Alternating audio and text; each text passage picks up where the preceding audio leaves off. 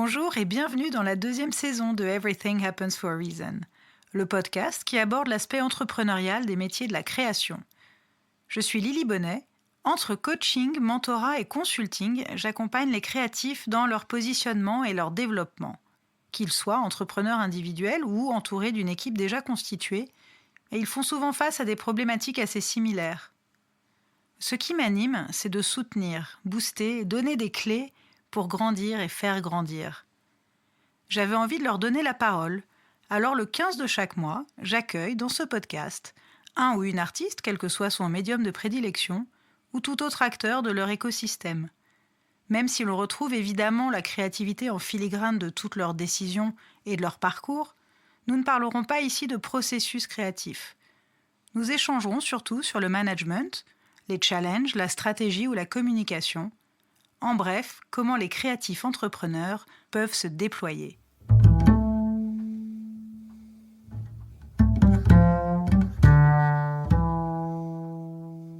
Cecilia Mergui a fait renaître la marque de parfums et cosmétiques Bien-Aimé. Fondée par Robert Bien-Aimé en 1935, cette marque éponyme a une histoire très forte qu'il était indispensable pour Cecilia de conserver tout en développant de nouveaux produits. Et dans la seconde vie de Bien-Aimé, je trouve que l'on ressent vraiment ce lien au passé, mais sans être passéiste, une vraie harmonie entre histoire et innovation. Alors ce n'était pas prémédité, mais finalement je trouve que c'est intéressant de faire le lien avec l'épisode précédent, avec Marie Velté, qui a fondé une marque, Maison Labiche, et l'histoire de Cecilia, qui a racheté une marque. Nous avons longuement échangé, à tel point que nous n'avons pas eu le temps de finir lors du premier enregistrement, et j'ai donc opté pour un épisode en 2 parties, dont la chronologie s'est assez naturellement installée. Dans cette première partie, nous commençons par revenir en détail sur le parcours de Cecilia, ses études, ses diverses expériences professionnelles, jusqu'à son aventure extraordinaire avec Bien-Aimé. Puis nous avons abordé en détail le rachat de la marque, les levées de fonds, les challenges de fabrication et de production, la composition des produits, la direction olfactive, la direction artistique, la communication, bref, tous les aspects du lancement de cette marque. Et rendez-vous dans la seconde partie pour en apprendre plus sur l'équipe, la boutique, la commercialisation en général et sur les perspectives de développement.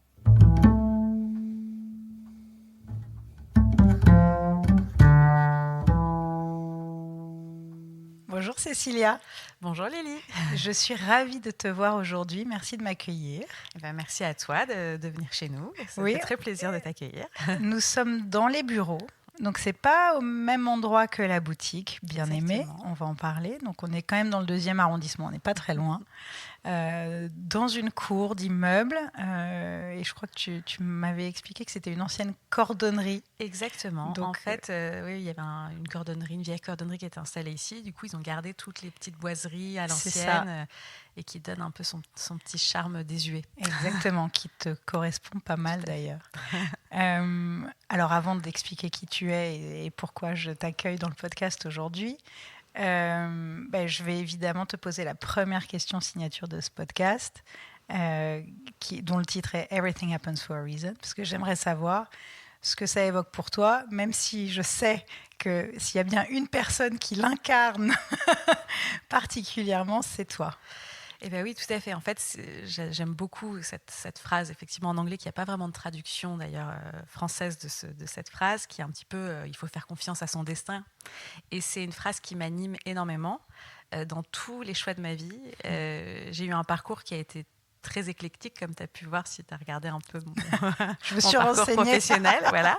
On va en parler, évidemment. Et en fait, à chaque moment de ce parcours, il y a eu des prises de décision qui n'étaient pas du tout naturelles, on va dire, mais il y a eu des choix qui se sont proposés à moi et je dis tout le temps, en fait, si j'avais dû imaginer mon parcours professionnel en sortant de mes études, je pense que jamais je n'aurais pu imaginer que j'allais me retrouver là où je suis aujourd'hui. Et en même temps, quand je vois où je suis aujourd'hui, c'est pas très étonnant par rapport à ma personnalité. Donc, quelque part, je dis tout le temps, les chemins sont sinueux, mais ils nous amènent toujours, quand on fait confiance à son destin et qu'on s'écoute, ça nous amène toujours là où on est censé être. Et j'ai vraiment la sensation d'être là où je suis censée être. Voilà. Alors, c'est intéressant ce que tu dis. Je rebondis sur une première chose, c'est que c'est une question que j'allais te poser plus tard, mais finalement, tu n'avais pas du tout la vision de ce que tu allais faire. Enfin, voilà, tout est venu, ça s'est imposé à toi presque. Complètement, presque comme quelque chose qui est tombé et presque comme si quelqu'un l'avait décidé pour moi, mais dans mon intérêt. Voilà, pas contre mon intérêt, heureusement. Alors, tu parlais de tes études, tu as fait quoi comme études ? Alors moi, j'ai fait une école de commerce, donc j'étais à l'ESSEC, donc j'avais justement le bon parcours de la bonne élève. J'étais au lycée à Louis-le-Grand, j'ai fait donc dans ma classe à Louis-le-Grand, tout le monde faisait des prépas, il y avait 2 personnes qui faisaient médecine, et le reste faisait tous des prépas. C'est pas qu'il y avait vraiment voilà, c'était vraiment les glandeurs qui allaient faire médecine, puis tout le monde faisait des prépas. Et donc moi, j'ai fait prépa HEC et j'ai intégré l'ESSEC. Et donc, mes parents étaient très contents, j'étais bonne en maths, je savais bien faire des fichiers Excel. Donc, passion fichier Excel. Voilà, je fais une parenthèse, mais passion. C'est très intéressant d'ailleurs cet aspect-là, parce que justement, dans ma famille, on m'a toujours vue comme la bonne élève qui était bonne en maths et donc qui allait faire des études analytiques, qui allait avoir un métier sérieux, où j'allais bien gagner ma vie, etc. Et le départ a été vraiment comme ça, et la fin est un peu moins comme ça, car je ne gagne pas très très bien ma vie aujourd'hui, même si je suis très épanouie. C'est intéressant ce que tu dis, parce que c'est vrai que quand on fait ce genre de grandes écoles, on se prédestine à des grands postes, à responsabilité, avec voilà, un salaire. En général, c'est une garantie. Exactement, c'est une forme de sacrifice qu'on fait à un moment de sa vie, parce qu'il ne faut pas se leurrer que la prépa, c'est très très difficile. C'est plus dur que l'école elle-même, souvent. Ah bah, c'est beaucoup plus dur. C'est-à-dire que l'école, c'est presque quand on arrive en école, on déprime. Beaucoup de gens font des déprimes, parce qu'on est très stimulé intellectuellement pendant la prépa, et quand on se retrouve en école où c'est 4 heures de cours par jour, soirée, beuverie, etc. On a un peu les cellules grises qui commencent à péricliter un petit peu. Mais oui, disons que on se dit, on fait ce sacrifice pour avoir une sécurité plus tard. Et donc, ça rassure beaucoup la famille de se dire, voilà, mon enfant, il est sur des rails, il va faire des bonnes études, il aura un bon métier, donc je suis tranquille. Voilà. Et moi qui étais l'enfant du milieu... Donc, tu as combien de frères et sœurs ? J'ai 2 sœurs de mes 2 parents, parce qu'en fait, mes parents sont séparés. Donc, j'ai une grande sœur, une petite sœur. Et après, j'ai 2 demi-frères, mais avec qui j'ai énormément d'écart, qui ont respectivement 14 ans et 16 ans. Donc, c'est une grande fratrie. Ouais, grande fratrie, tout à fait. Ouais, okay. Et donc, moi, j'étais un peu l'enfant du milieu, la sage, qui faisait pas de bêtises et qui avait des bonnes notes à l'école. Ok, donc après tes études, est-ce que tu es arrivée très vite dans le retail ? Alors voilà, c'est ça justement qui est intéressant sur le Everything Happens for a Reason, c'est que pendant l'école, on doit faire des stages. Oui. Et je me disais, voilà, j'ai fait une bonne école, je vais profiter. Quelle est la voie qui va me permettre d'exploiter au mieux le potentiel de cette école ? Et à l'époque, c'était les carrières dans la finance.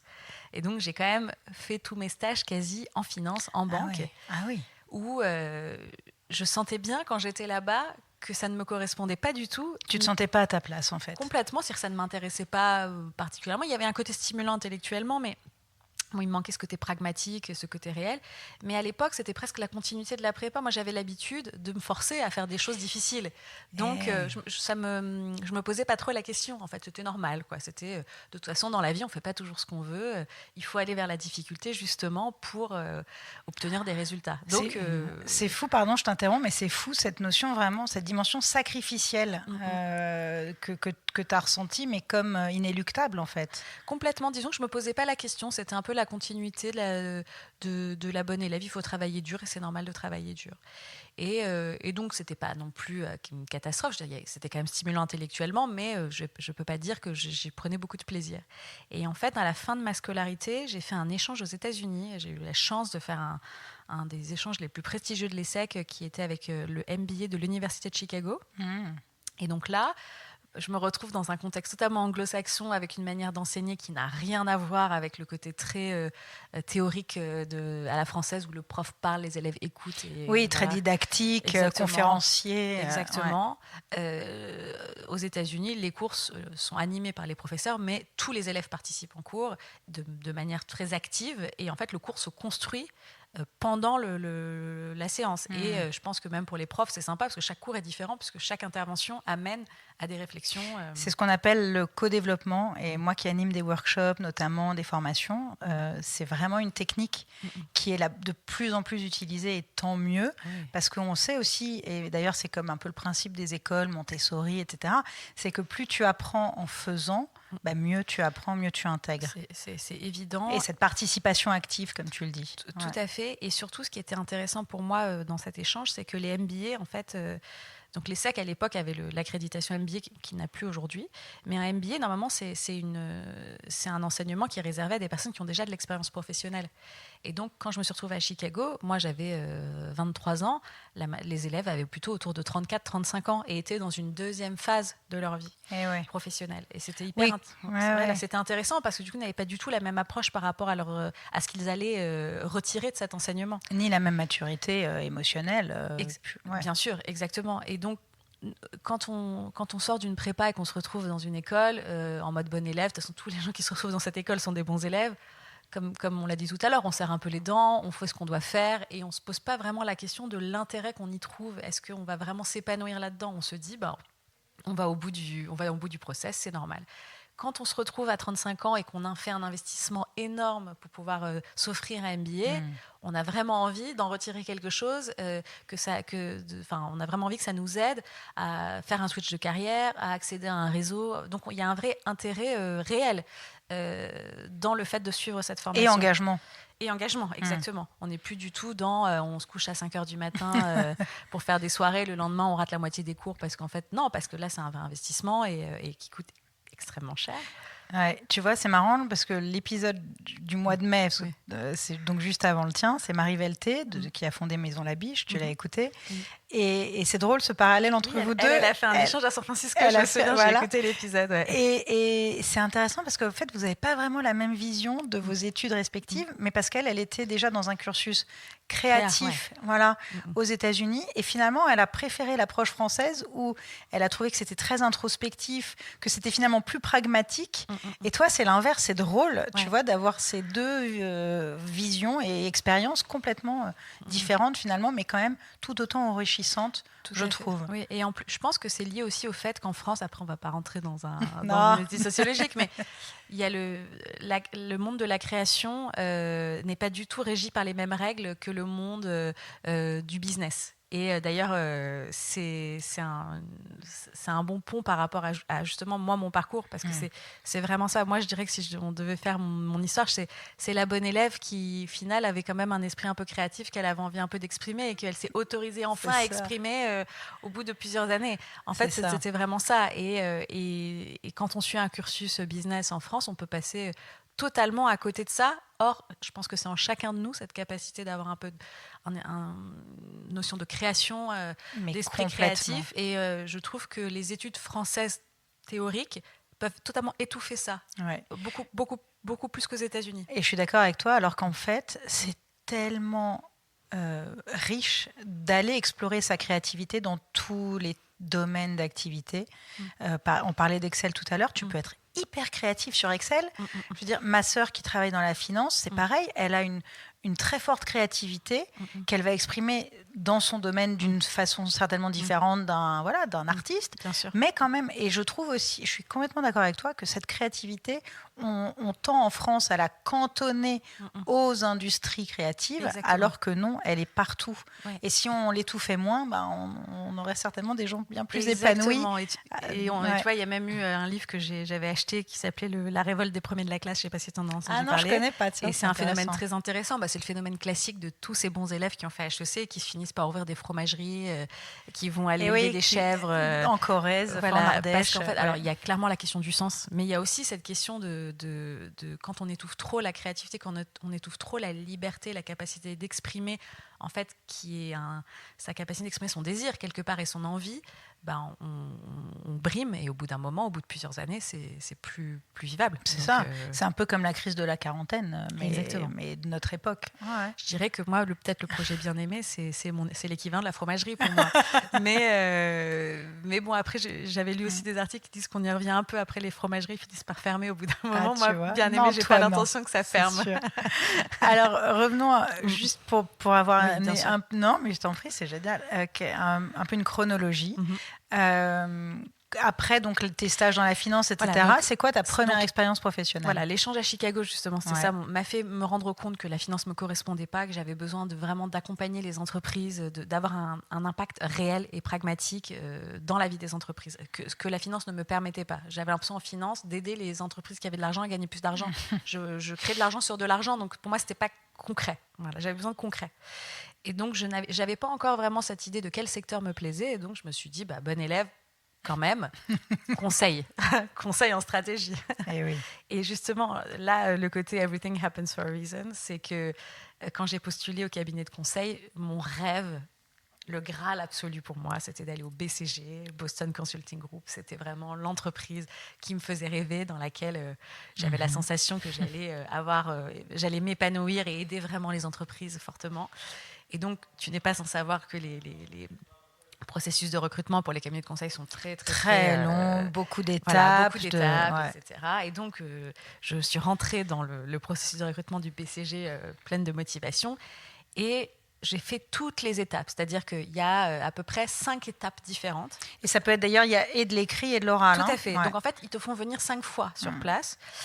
Parfois, c'est pour des tests écrits. Après, il y a un exercice quand tu arrives au 3e tour où tu dois faire un PowerPoint papier. Puis après, tu as aussi les études de cas avec des managers. Et donc là, en tout, tu en fais 6. Oh là là. Et donc moi, à chaque étape, je passais le tour d'après. Donc je me suis dit, c'est bon, c'est à portée de main. Le destin est là, ton destin va enfin se réaliser. Ton rêve va se réaliser, c'est normal, c'est là où tu dois être. J'arrive jusqu'au dernier tour. Le dernier entretien, c'était avec un partenaire. Ça se passe hyper bien. Le mec était enchanté. Il me serre la main, il me dit à bientôt. Je sors de là, je me dis c'est bon. Ça y est, ma place est prête. Je vais enfin accomplir mon destin. Et donc, je vais quand même à d'autres entretiens, parce que j'avais encore des rounds d'entretien. J'avais une offre dans un autre cabinet plus petit, mais j'ai pas du tout accepté. Donc à Boston aussi, l'autre cabinet?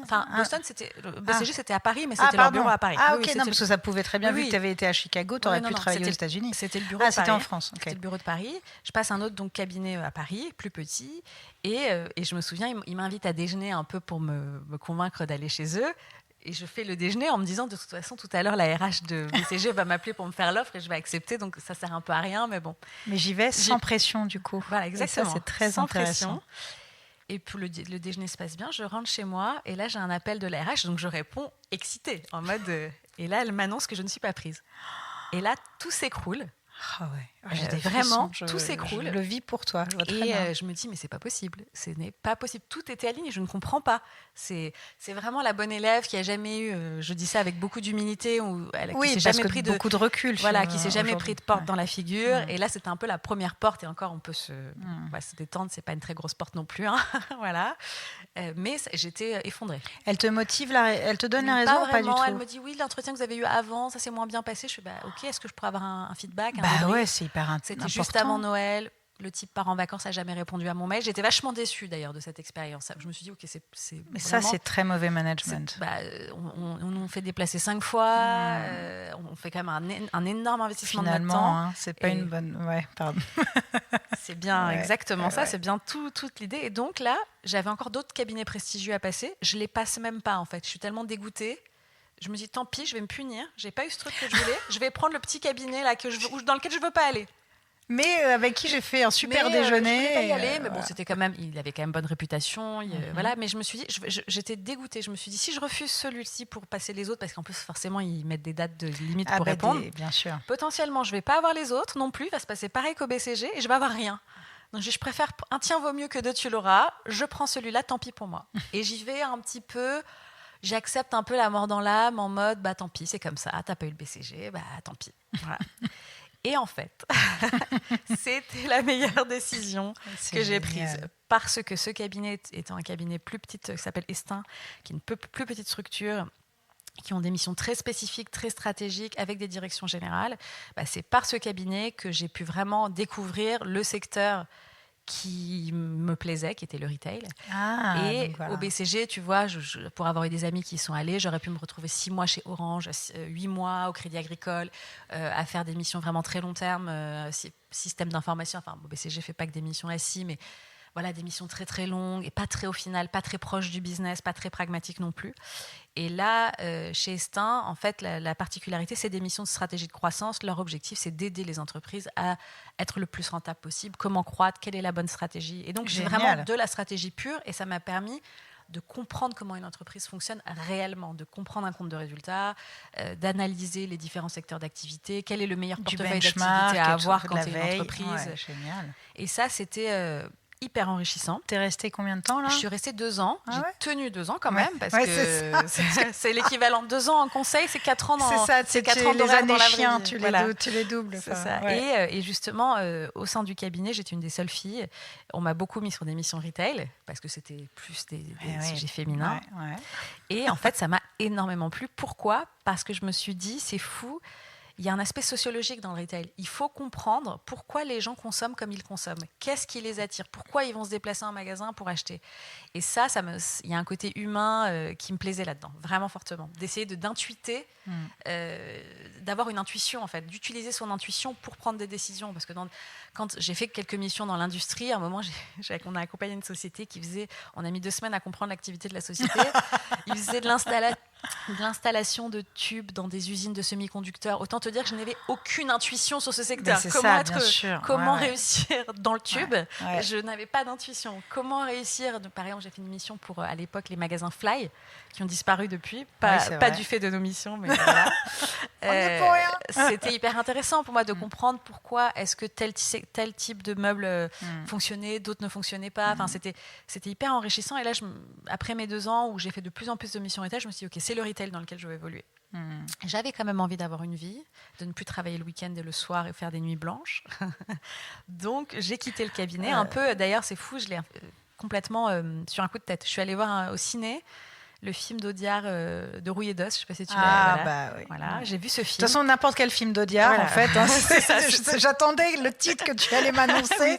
Ça aurait pu être De cœur, mon bat s'est arrêté aussi. Exactement. C'est vrai que les films, forcément, te font avoir une réaction sur ta vie. Complètement. Et donc, dans ce film, on voit quand même évoluer des personnages qui ont des vies difficiles, dans des contextes sociaux très difficiles. Et beaucoup d'humanité. Voilà, exactement. Tout à fait. Et puis une rencontre. Complètement. Ouais.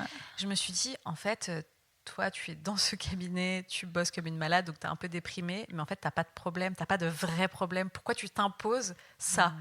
Première fois de ma vie où je me dis, en fait, la difficulté, c'est pas obligatoire. Pourquoi est-ce qu'il faut toujours souffrir ? Pourquoi est-ce qu'il faut toujours se sacrifier ? Et donc, le lendemain, je suis allée voir mon boss et j'ai démissionné. Je n'avais pas de job derrière. Je me suis dit, c'est pas grave, je vais trouver. Génial. Alors en conseil, en plus on alimente tout le temps la peur, on te dit après 2 ans tu ne trouveras rien, personne ne recrute après 2 ans de conseil. Oui, c'est ça. Ils font ça c'est pour pas assez ou voilà, exactement. Ouais, bien sûr. Je suis partie, 2 mois plus tard, j'ai été embauchée à la direction de la stratégie chez Leclerc. Ah donc, oui. Pas très loin de Vitry, tu vois. Ah ouais.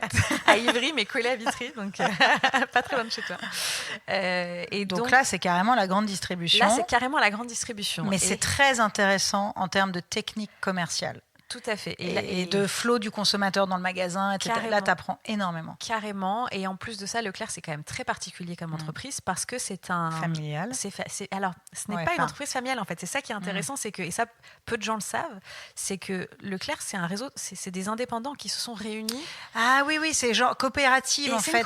En Bretagne, ça a commencé. Alors, c'est exactement. Donc, c'est Édouard Leclerc, bien sûr, qui a créé le premier magasin Leclerc.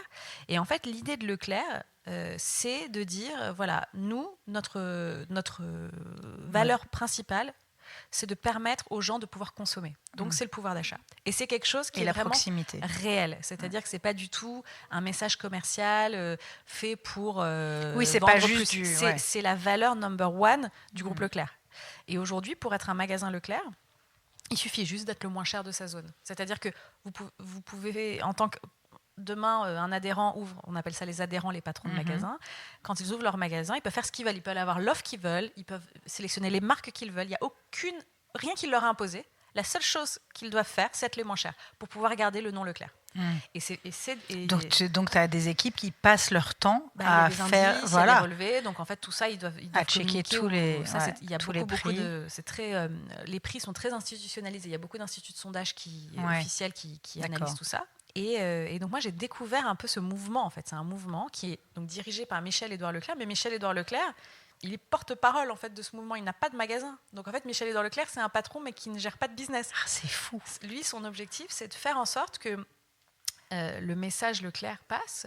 Et c'est un message sincère. Donc il gère une marque. Il gère une marque, exactement. Et d'ailleurs, ça fait partie des patrons avec qui j'ai eu énormément de plaisir à travailler. C'est quelqu'un qui est réellement très sympa. C'est-à-dire...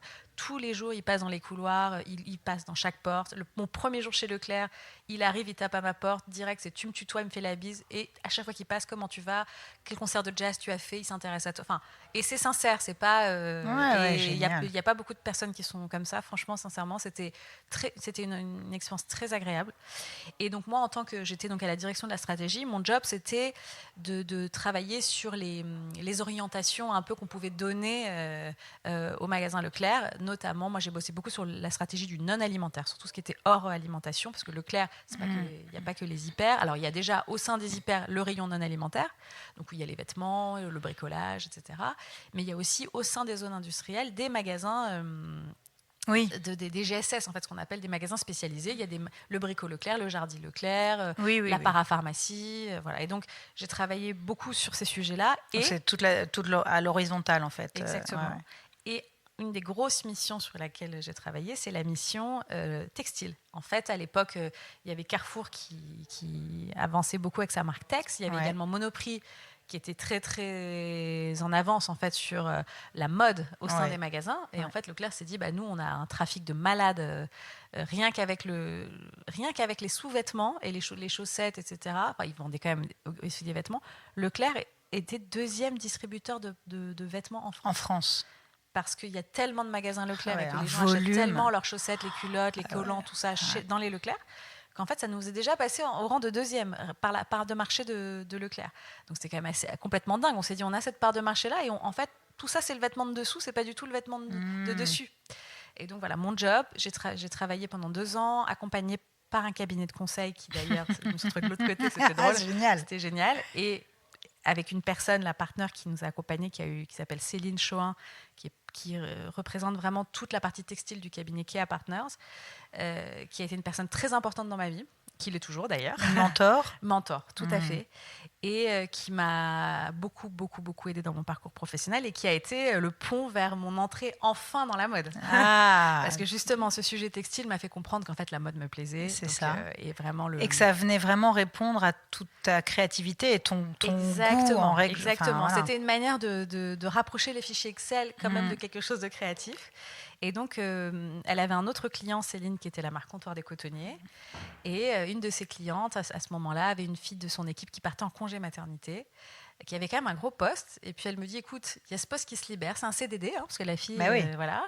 Mais c'est un pied, c'est un pied dedans. Voilà, c'est un pied dedans. Ouais. Ça te plaît, tant mieux. Peut-être qu'ils te garderont sur quelque chose d'autre, ils trouveront quelque chose. En tout cas, c'est une expérience qui est intéressante pour toi. Ça te plaît pas, c'est 6 mois. Il sera toujours temps de retourner dans la grande distrie, si c'est ce que tu préfères.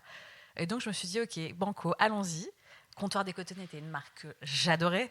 C'était vraiment à son essor où c'était toute la... C'était vraiment, d'ailleurs, je pense que l'année où j'ai rejoint Comptoir des Cotonniers, c'est l'année où Comptoir des Cotonniers a fait le plus gros chiffre d'affaires.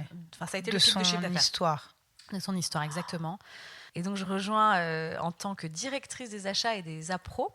Ah ouais, quand même, approvisionnement. Voilà, exactement. Avec une équipe de 10 personnes. Ah ouais. Et moi... Première fois que tu manages une équipe? Première fois que je manage une équipe.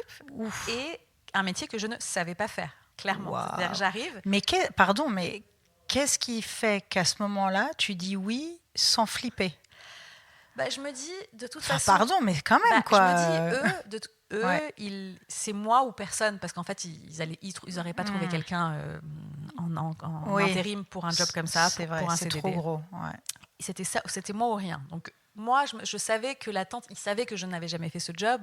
Donc, l'attente, elle n'était pas que je maîtrise le truc day one, tu vois. Donc, je me suis dit, bon, j'ai fait du conseil. Il faut utiliser son bon sens. Et d'ailleurs, je veux te dire, c'est le bon sens Et la clé de tout dans n'importe quel métier part du bon sens. Enfin, je veux dire, à part quand il faut apprendre à coder, et que là, il y a quand même des... Oui, tu as quand même besoin de compétences techniques. Je dirais que franchement, dans 90% des jobs en entreprise, quand même, c'est du bon sens. Et vrai. Après, c'est comment tu mets des process qui viennent soutenir ce bon sens. C'est pas, on révolutionne pas les techniques en permanence. Réinventionne, très joli néologisme.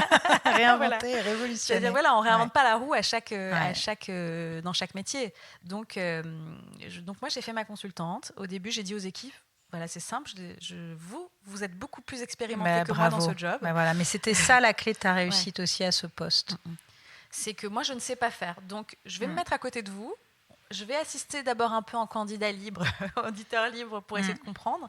Et puis, petit à petit, je vais capter et on va voir. Et en fait, ce qui s'est passé, c'est que j'ai assisté aux réunions. Au début, je faisais pas grand-chose. D'ailleurs, c'était pas simple parce que j'étais beaucoup discréditée par d'autres équipes. Mon équipe, ça allait, je les avais compris. Mais les autres gens se disaient, mais qu'est-ce qu'elle fait là ? C'est qui cette fille voilà. Et donc, à force d'assister, je me dis, bon, bah là, il y a ça. OK, on prend ce type de décision, mais en fait, on a quoi comme outil pour prendre ces décisions-là ? En fait, on ne prend pas des bonnes décisions, parce qu'en fait, là, les outils ne permettent pas de prendre la meilleure décision. Donc, en fait, on va changer les outils. Donc... Et pardon, je t'interromps encore, mais je pense que d'avoir cette approche finalement très candide, tellement tu ne connaissais pas c'est exactement ça, voilà, ce métier, t'a permis d'avoir certainement le recul nécessaire, comme une consultante, comme tu le disais, dans cette même posture. Mais c'est magique, finalement. Oui, de ne pas arriver avec « non, mais alors moi, je vais vous expliquer. Voilà, ça va se passer. » Non, de faire la blonde un peu. J'aime bien dire ça. Je suis blonde, donc j'ai le droit de le dire.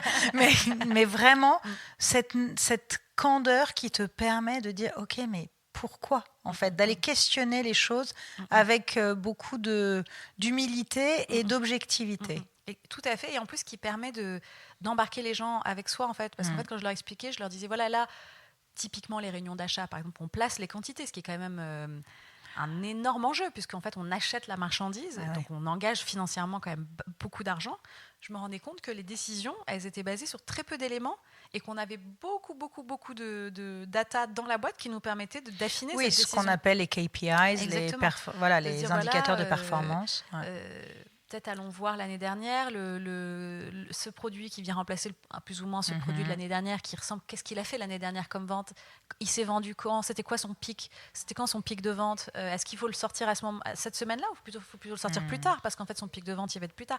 Des choses comme ça. Alors, il n'y avait pas rien. Je ne vais pas dire que j'ai tout. Il y avait quand même des outils. Bien sûr, disons que voilà, j'ai eu ce côté un peu candide, comme tu dis. Et quand, du coup, je l'expliquais à toutes les parties prenantes de ces décisions, qui n'étaient pas que mon équipe, il y avait aussi d'autres équipes, l'équipe style notamment, en fait c'est passé, il y avait une confiance parce qu'ils ont dit c'est vrai, tu as raison, en fait ça fait sens. C'est pas mal de faire ça comme ça, et eux aussi ils étaient ok pour diminuer leurs risques, et ils étaient aussi ok de se dire et en de faisant tester ces outils-là, la responsabilité elle est vraiment totalement partagée, elle n'est plus que sur nous. Donc voilà. Et alors en parallèle de ça, il y a aussi le comptoir des cotonniers subissait un gros changement, c'est que la marque avait été rachetée assez longtemps auparavant par le groupe Uniqlo, mais jusqu'alors, ils n'étaient pas très interventionnistes. Et moi, je suis arrivée au moment où ils ont commencé à être interventionnistes. Et, ils ont aussi Princesse Tam Tam. Oui, tout à fait. Et alors, je dirais que j'ai aussi eu un rôle là-dedans, c'est que comme moi, j'étais nouvelle, j'avais pas cette espèce de rejet du Japon. Oui. Voilà, parce que y avait un peu les deux mondes qui s'affrontaient. Historiquement, tout ce qui venait du Japon, enfin tout ce qui venait des Japonais, c'était tout le temps en mode non, il y a de l'ingérence, on veut pas. Je schématise, mais. Non, mais je comprends. Voilà, ce qui est normal, ce qui est naturel. Oui. Ce serait n'importe quel autre grand groupe qui rachète, t'as forcément un peu cette réaction. Uniqlo n'est pas, je dirais, c'est un énorme succès, mais c'est pas connu pour être une marque de mode. C'est pas de la mode. Non. Donc c'est quand même des choses totalement différentes. Ils ont des cycles de vie de produits qui sont pas du tout les mêmes. Donc disons que quand ils donnaient des directives, c'était toujours pris avec des énormes pincettes. Néanmoins, il y avait quand même des choses pas mal qui étaient faites chez Uniqlo. Par exemple, ils avaient des principes d'achat qui étaient assez intéressants, de conduire des produits stars, de construire des produits stars sur lesquels on allait faire des gros paris, qu'on allait pousser vraiment dans toute la communication. Tout le marketing. C'était le concept des produits Ambai Keiku. Voilà. Ah, génial. Et donc, voilà. Kaiku, ça veut dire acheter. En japonais. Alors, tu vois. En tout cas, pendant le remplacement du congé maternité. Et en fait, la mise en place de certains principes qui étaient quand même très bons chez Uniqlo, que j'ai quand même réussi à convaincre sur ça, en fait. Ouais. Et il y a eu une adhésion.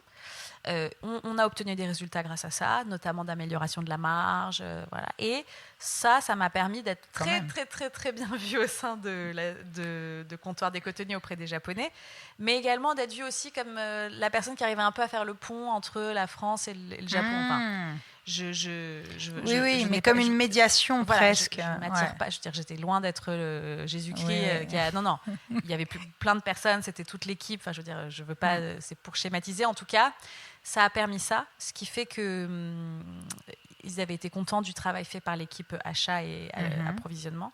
Et donc, il se trouve que la personne qui était en congé mat n'est pas revenue de son congé maternité. Et donc, tu as gardé le poste. Et donc, ils m'ont proposé le poste. Génial. Voilà. Et je dirais que ma première année chez Comptoir, ça a été ma meilleure année professionnelle en entreprise de toute ma vie. J'ai adoré cette année parce que j'ai appris tellement de choses. J'ai découvert ce métier qui était la mode. J'ai appris toutes les matières. Enfin, j'ai eu de la chance en plus de travailler avec une directrice du style qui s'appelle Marianne Dreux, qui après a bougé chez Ikakes, chez Saint-Laurent, et qui a été une vraie partenaire. Elle m'a appris un peu... moi, je connaissais pas trop les matières, les choses, un petit peu en tant que... Parce que toi-même, t'aimes ça. J'aime ça, mais voilà, on m'a pas du tout regardé de haut, on m'a pas dit c'est qui cette ploue qui connaît rien. Non, mais parce que aussi, comme on le disait juste avant, parce que tu as eu cette honnêteté de dire, alors moi je connais pas, mais par contre, je vais vous observer, puis je vais apprendre, et puis on va travailler ensemble. Et c'est ça aussi qui change tout. Complètement. Et puis je pense que j'ai eu énormément de chance de tomber dans un environnement bienveillant. La mode, c'est pas toujours le cas. Ah ouais. Voilà. Et vraiment, je dirais que quasi 100% des équipes dans la boîte avaient un amour de cette marque et une envie vraiment de bien faire et quand même de protéger le côté créatif. Et donc j'ai eu beaucoup de chance de tomber dans cet environnement et j'ai adoré. Vraiment, ça a été super. J'ai recruté des gens. Et je parle même pas de mon équipe avec qui je suis toujours amie, je les vois encore. Vraiment, ça a été un plaisir. Tous les jours, j'allais au bureau heureuse jusqu'à ce que... En fait, c'est plus que... Ça, c'est lié en fait à la stratégie de la boîte. C'est que là, les Japonais ont commencé à devenir de plus en plus interventionnistes. Et ce qui avant s'arrêtait aux bonnes pratiques de commercialisation Uniqlo, c'est devenu style. Ah oui, alors et là... en fait, ils essayaient de faire passer en sous-marin le fait de faire de Comptoir des Cotonniers une sorte d'Uniqlo premium, qui était quand même très très loin de l'image. Pas du tout la bonne stratégie. Voilà. Et donc aujourd'hui, Comptoir des Cotonniers, franchement, est un Uniqlo premium. Ils ont réussi à le faire. Mais par contre, ça ne performe plus du tout. Je pense que le chiffre d'affaires, je crois qu'il a été divisé par 2. Voilà. Mais ça se ressent. Et alors, donc, c'est là que tu es arrivée chez Cézanne ? Non, pas encore. Là, j'ai eu un petit burn-out quand même. Voilà, quand même. En fait, tu me rassures. Ce qui se passait, c'est que, et d'ailleurs à l'époque, on parlait moins des burn-out. On n'en parlait pas du tout. On ne savait pas les nommer encore. Je pense que c'était pas aussi clair, c'était pas étudié notamment. Enfin voilà, c'est vrai que c'est venu un peu plus tard. Parce que moi c'est pareil, j'en ai fait plusieurs et les premiers on les appelait pas burn-out. Exactement. Et en fait, ce qui se passait, c'est que on avait une concaténation de choses. C'était que je savais que la boîte allait dans le mur. Donc tous les jours, on me demandait de mettre en place des actions qui je savais n'étaient pas bonnes par rapport à la stratégie de la boîte. Donc ça, c'est quand même pas simple. Deuxième chose, j'ai été promue plusieurs fois chez Uniqlo, donc je me suis retrouvée avec beaucoup de responsabilités, notamment, en plus de mes responsabilités métiers, de faire avancer plein de projets transversaux, parce que j'aimais quelque part aussi ce côté un peu embarquer les gens, faire des réunions, convaincre, ça me plaisait. Donc, le leadership. Voilà, si t'aimes, vas-y, là il y a tel projet.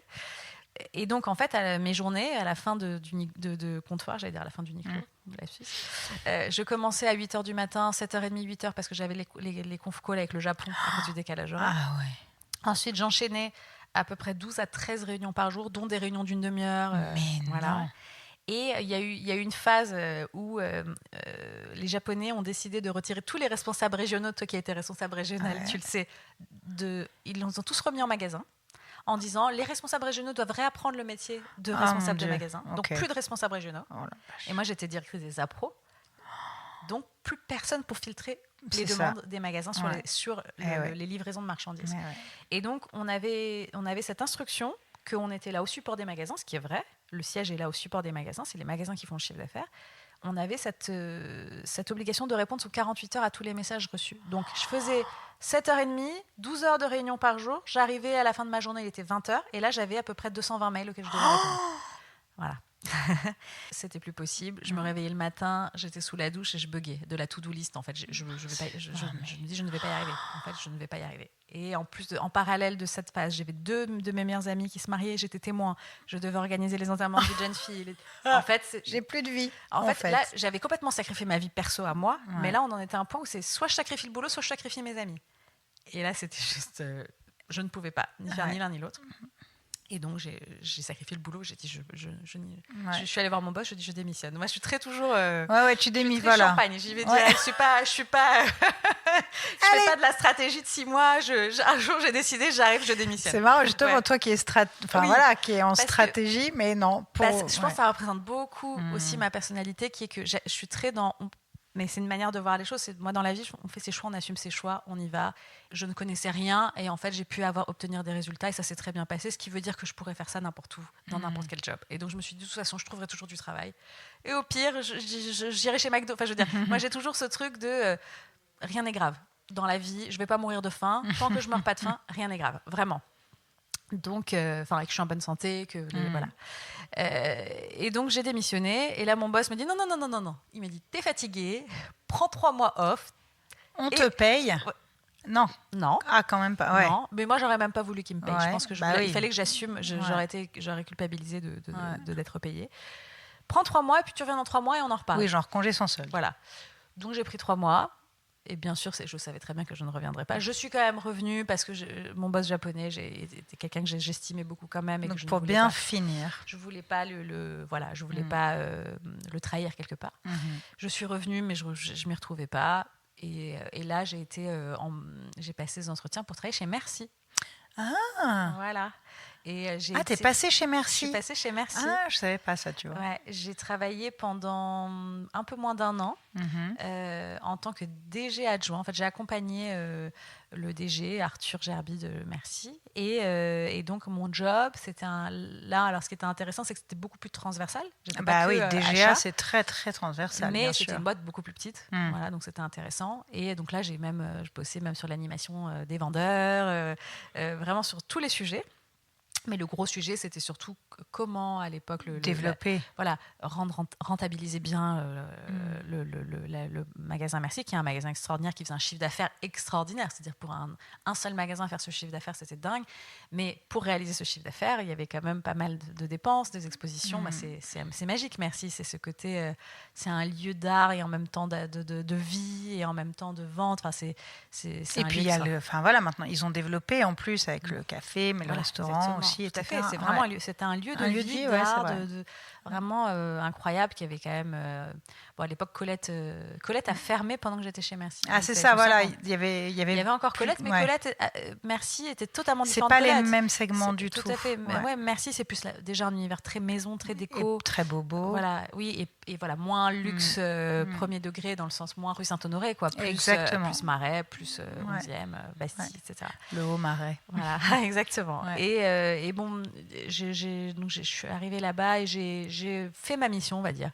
Et en fait, au bout d'un moment, j'avais rendu ma copie. Et je dirais que c'était plus difficile de trouver ma place. Okay. J'ai adjoint, c'est un petit peu le job pour tout, quoi. Tu es responsable de tout, mais en même temps, c'est pas toi qui prends toutes les décisions. C'était pas toujours facile. Ouais, je comprends, c'est un peu ce que je faisais chez India Madavi quand j'étais office manager. En fait, j'étais plus qu'office manager dans les faits. Quand je parle aujourd'hui de ce poste d'office manager avec des gens, ils me disent non, mais en fait, t'étais beaucoup plus. Et je m'en rends compte a posteriori, mais sur le moment, je m'en rendais pas compte parce que c'était aussi c'était un nouveau poste. Comme on parlait pas des burn-out avant, office manager était vraiment un poste très récent.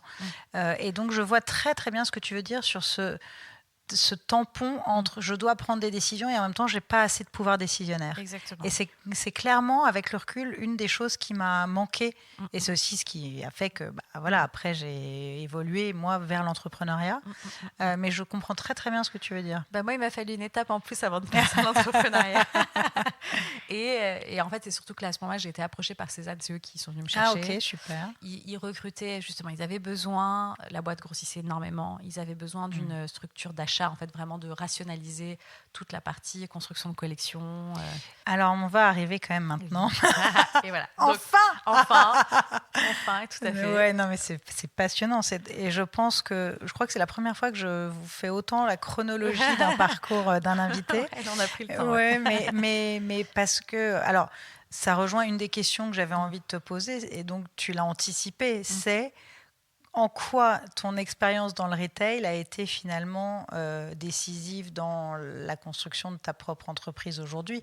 Parce que évidemment, quand on a autant d'expérience avec des marques, bah, on connaît pas mal d'écueils à éviter. Tout à fait. Donc ça te fait gagner du temps, enfin voilà, en termes de stratégie aussi, etc. Mais je pense aussi finalement, toi, ça a dû te permettre de vraiment construire cette marque, on va y venir, comme complètement à ton image, de quelque chose, de vraiment très personnel, très humain, très incarné. Et puis alors, ben voilà, donc cette histoire. Alors, avant que tu nous racontes l'histoire vraiment donc de Bien-Aimé, je voulais moi raconter mon Everything Happens for a Reason de cet épisode, parce que je te l'ai pas dit. Quand on s'est rencontrés, c'était aux journées presse de Albert Jean Pedro. On va en parler tout à l'heure parce que ça m'intéresse aussi de savoir pourquoi tu travailles avec elle. Et donc, je suis venue un peu par hasard. Voilà, donc c'est une agence fondée par Cécilia Michaud et Marlène Seigneur. Et donc, Marlène, on voit, bah, tiens, il y a les journées presse. Je dis, ah, bah, tiens, je vais passer. Ok, super. En venant à cette journée presse, j'arrivais d'un rendez-vous, j'allais à un autre après. Je me suis dit, tiens, j'ai dit à l'univers, j'ai envie d'y rencontrer l'invité pour le podcast du mois de juin. Incroyable. Tu vois, vraiment, j'ai dit ça en venant, je marche, etc. Il faisait très, très, très agréable journée, bref. Et j'arrive, je croise Marlène, ensuite je rentre, je vois Cécilia, qui parlait donc avec toi, qui me dit une autre Cécilia et qui nous présente. Et donc je vois tout de suite ton petit corner bien-aimé.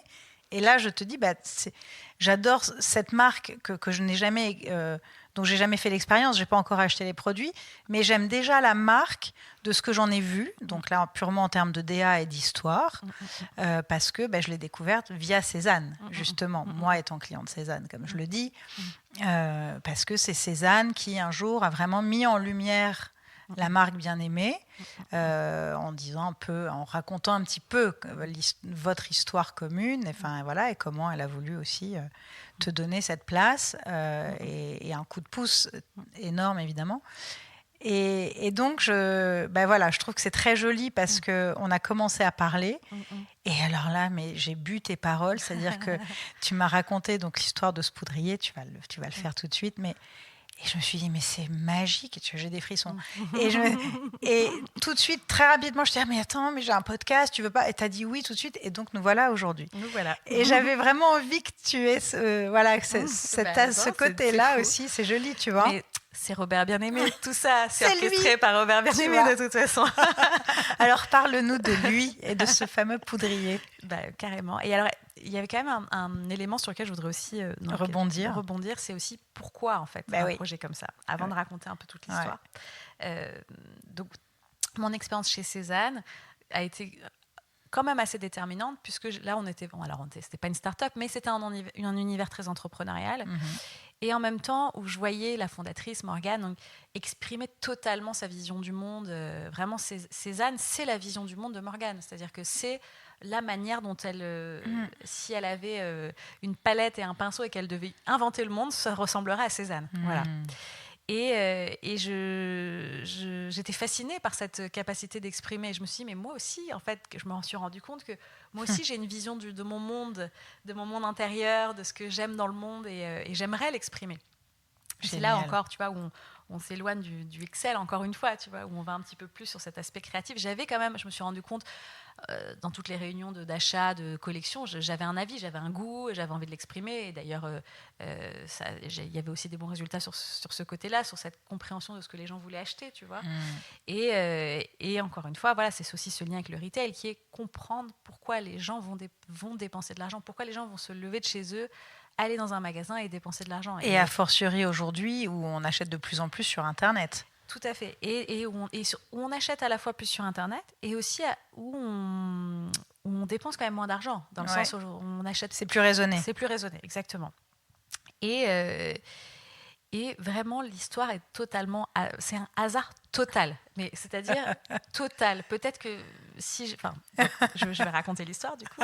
Donc moi, mon lien, en fait, avec Bien-Aimé, ça n'est... Puisque je ne viens pas du tout du monde de la parfumerie, comme on a vu la preuve en images très, très longues de tout mon parcours, où il n'y a jamais eu de parfum dedans. Ouais. Je ne viens pas du tout de la parfumerie, mais je suis fan de l'art déco des années 30. Je pense que dans une vie antérieure, ma sœur me dit tout le temps que je suis la réincarnation d'Agatha Christie. Elle me fait rire parce que ça me flatte énormément, mais je ne pense pas. Mais je suis fan de cette époque. Vraiment, tout ce qui... Depuis même jeune, quand je voyais des immeubles 30 dans la rue, quand il y avait des affiches avec des illustrations dans un style art déco, tout de suite, ça a attiré mon œil. Et donc, quand j'ai commencé à avoir un peu de sous pour pouvoir... Et puis, mon propre appartement à décorer, j'ai commencé à acheter, à chiner. Et je me suis prise de passion pour la Chine, parce que la Chine, c'est la caverne d'Ali Baba qui peut s'ouvrir à n'importe quel moment. C'est extraordinaire. Avec Internet, avec Le Bon Coin, avec eBay, c'est sans fin. On peut passer des heures à scroller sur des mots-clés. Ah oui, oui. Voilà. Et ça, c'est mon activité favorite, de faire ça dans mon lit le soir. Voilà. Avant de me coucher, je tente un mot-clé, la découverte. Et à force d'aller sur ces sites, d'aller dans des brocantes, d'aller dans des marchés aux puces, j'ai réalisé que énormément d'objets de cette époque à la vente étaient des objets liés à la beauté. Oui, oui. En fait, tout le temps, d'aller dans n'importe quel brocanteur qui est un petit peu branché art déco, sur sa table, il va y avoir au moins la moitié de la table où ça va être flacon de parfum, poudrier, pot de crème, nécessaire à beauté, brosse, miroir de poche, vanity. Enfin voilà, c'était une période hyper faste pour la beauté. Quand tu parles de ça, j'ai des images immédiates de mes deux grands-mères, de leur coiffeuse, tu vois, mais vraiment. Et j'en ai gardé quelques objets de ma grand-mère maternelle, mais le petit miroir ciselé, très très joli, des coupes, enfin, des poudriers aussi, enfin, c'est en argent, et tout, ça, c'est incroyable. Les brosses, enfin, tout ça, je visualise vraiment complètement. Et d'ailleurs, moi aussi, il y a tout un sujet par rapport à mes grands-parents, dans ce projet-là. Et donc, disons que le constat, à force de voir tous ces objets, c'est, en fait, à l'époque des années 30, la beauté, c'était un art de vivre. Comme on a aujourd'hui les arts de la table. On achète des très belles assiettes, des très beaux verres. À l'époque, on achetait des très beaux flacons, des très beaux poudriers, parce qu'on les exhibait, parce que c'était des produits de décoration.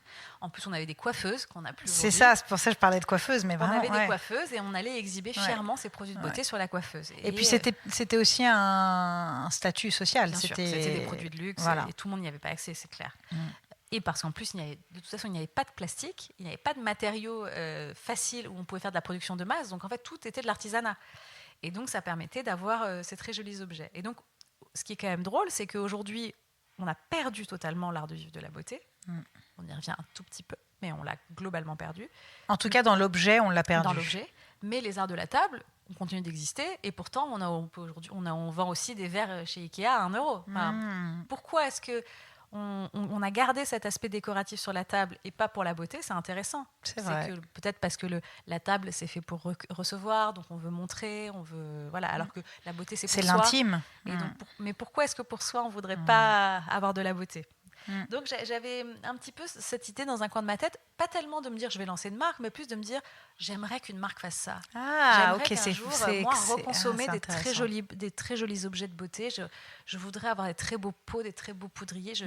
Voilà, il y avait ce produit Guerlain justement que mettait ma grand-mère et ma mère après, les météorites de Guerlain. La terracotta. J'adorais cet objet, c'était tellement délicat. Et alors ce qui est triste, c'est que petit à petit, au fur et à mesure du temps, ils sont devenus de plus en plus en plastique en fait, alors qu'avant c'était des très belles boîtes. Et donc, en tant que cliente, je me suis dit, moi, je voudrais reconsommer ça, et il n'y avait pas d'offre. Voilà. Et puis, donc ça germe un peu. Voilà, ok, c'est intéressant. Et puis, en parallèle de ça, je suis fan de marques. J'adore Diptyque. Il y avait Bully qui commençait aussi à se démarquer, que je trouvais magnifique dans l'exécution. Par Ramdan Touami et sa femme. Tout à fait. Et je me suis dit, il y a quand même un business là-dedans, dans la beauté, dans les objets de beauté. J'avais ça dans un coin de ma tête. Et puis, un jour, par hasard, dans une brocante, je tombe sur un poudrier de la marque Bien-Aimé. Et là, je vois ce nom de marque. En fait, le nom, je me dis, mais quel C'est nom ça. incroyable! C'est ça. C'est un nom qui est fait. Enfin, c'est comme on a quand même les marques Bourgeois. Alors, ce qui est drôle, c'est que Bourgeois, c'est avec un J. Donc, Mhm. c'est un nom de famille, c'est pas du tout Mhm. le mot bourgeois, Mhm. mais c'est un mot très beau pour une marque de beauté. Et bien aimé, c'est encore plus beau. Pour moi, c'est vraiment. Je pensais même pas du tout que c'était un nom de famille d'ailleurs. C'est ça qui est génial, alors que donc, c'est vraiment son nom. Ouais, je vois ce poudrier, je me dis, bon, je l'achète, il était magnifique. D'ailleurs, je l'ai là, je te montrerai si tu veux tout à l'heure. Ah oui. Très bel objet, avec très jolis détails, et donc ce nom magnifique. Je l'achète, je rentre chez moi, je me dis, tiens, c'est quoi Bien-Aimé? Je tape sur Google Bien-Aimé. Et là, je vois toutes les archives de la marque. Magnifique, très beau flacon, une multitude de catégories différentes, de crèmes, de savon, vraiment plein de ouais. produits différents. Et puis, je me rends compte qu'en fait, Bien-Aimé est la marque de Robert Bien-Aimé. Voilà, ce bon Robert. Et donc, il y a un petit article Wikipédia assez court sur lui, que j'ai d'ailleurs continué d'écrire. Voilà. Tu l'as alimenté depuis, génial. Et il y avait un PDF qui était en fait l'oraison funèbre de Robert Bien-Aimé, coécrite par Jean-Jacques Garlin. Et donc là, il y a à peu près 4 pages, un feuillet de 4 pages que du coup, je me mets à lire. Et là, je lis, donc bien sûr, Robert Bien-Aimé et toute l'histoire. Donc, c'était un parfumeur très emblématique de la période des années 30, mais il avait cette particularité, c'est que c'était un chimiste à la base. Il n'était pas parfumeur, il était chimiste. Cela dit, pour faire du parfum, il faut être un bon chimiste. Maintenant, oui. Ah oui, parce mais que... à l'époque, la parfumerie était très différente de ce que c'est aujourd'hui. Parce que pour une petite parenthèse, en fait, j'ai toujours rêvé d'être née. Ah. Mais je suis tellement nulle en maths, physique et surtout chimie que je savais que je pouvais pas aller là-dedans. Bah, tu sais, je pense qu'il y a des formations aujourd'hui. J'ai une de mes très bonnes amies. Je crois que ça va, je fais déjà plein de trucs. Voilà, mais il y a une formation, il y a pas mal génial. d'instituts, c'est une formation, notamment un institut qui s'appelle 5e Sens, qui fait des formations soit courtes, soit longues. Et j'ai une amie qui est devenue parfumeur, là, qui sort des parfums en son nom, avec sa marque, suite à cette formation. Ok, bon, bah tu vois, c'était la parenthèse, mais donc il était chimiste. Il était chimiste, et justement, c'était le moment où la parfumerie commençait un petit peu à mettre de la chimie. Et donc, Paul Parquet, qui était le parfumeur officiel de la maison Houbigant, qui est une maison de parfum qui, à l'époque, était concurrente de Garlin. C'est une très, très grosse maison de parfum. D'accord, tu vois, je ne connais pas. Qui est un peu totalement périclitée, alors qu'il existe encore aujourd'hui, mais qui n'a pas du tout eu le même essor que Garlin, notamment pour l'histoire que je vais raconter après. Donc, Paul Parquet comprend qu'il va falloir mettre de plus en plus de chimie dans les parfums, recrute Robert Bien-Aimé, et Robert Bien-Aimé se forme à l'art de la parfumerie sous l'égide de Paul Parquet. Et il crée pour la maison Houbigant un parfum qui s'appelle Quelques fleurs. C'est joli comme titre. Qui est, d'ailleurs aujourd'hui, je pense, doit représenter 90% des ventes de la maison Houbigant d'aujourd'hui. Encore aujourd'hui. Parce que c'est le parfum emblématique de la maison. Et ça a été un parfum très connu du monde de la parfumerie, puisque c'était le premier bouquet floral de synthèse. Et donc, ça a été le moment de l'innovation incroyable à l'époque. Et donc, pour les personnes qui nous écoutent, justement, c'est intéressant d'expliquer ça. C'est qu'aujourd'hui, on voit beaucoup la synthèse comme mauvaise versus naturelle. On dit tout le temps, mais si c'est naturel, c'est mieux. Et la réponse, c'est que non, ce n'est pas mieux. Pourquoi ? Déjà, dans les matières naturelles, il y avait beaucoup de matières qui provenaient d'animaux. Donc ça, déjà, c'était quand même mieux de plus les utiliser. Et dans les matières végétales, il y a quand même énormément de poisons dans la nature. Et donc, il y a beaucoup de matières qui comportent des allergènes très forts. J'allais dire les allergènes. Voilà. Ouais. Et aujourd'hui, quand des matières naturelles sont remplacées par des matières synthétiques, c'est surtout pour les rendre moins allergéniques et pas pour que ça coûte moins cher. Et d'ailleurs, c'est pas forcément moins cher. Voilà. Ouais, très bon point. Ouais. Et donc, Robert Bien-Aimé a été un des pionniers, en fait, dans l'avancée de la création des parfums de synthèse. Et donc, Quelques fleurs a été un énorme tournant pour la maison Houbigant, au point que le parfum d'après, il s'est appelé Fleur Bien-Aimée. On lui a même fait un hommage. Génial. Son nom a été inclus dans le nom du parfum. Oh, le crédit suprême. Voilà. Mais Paul Parquet, donc le parfumeur emblématique, est décédé de manière assez prématurée. Et ce qui a provoqué le fait que la marque est un peu périclitée. Et Robert Bien-Aimé a quitté la maison Houbigant à ce moment-là. Et il a décidé, donc en 1935, de créer sa propre maison de parfum. Donc il porte son nom avec un nom comme ça. Ça aurait été dommage de pas en mais profiter. c'est clair. Donc il lance Bien-Aimé en 1935. Et comme il était chimiste, c'est une maison qui faisait parfum, soins, maquillage. donc une gamme très très large de produits. Et il a rencontré un immense succès avec sa marque, grande fortune. Et puis, en 1960, donc il est décédé à l'âge de 85 ans. Ah ouais, quand même. Il avait un homme d'affaires qui gérait un peu ses affaires, parce que lui, c'était plutôt un créatif, qui lui a fait un petit coup de Trafalgar. Bref, il a été plus ou moins ruiné, et donc la marque s'est arrêtée. Et comme il n'avait pas vraiment d'enfants, en fait, l'histoire familiale de Robert Bien-Aimé, mais il a une belle fille, non? C'est un peu les feux de l'amour. Il a eu 3 femmes.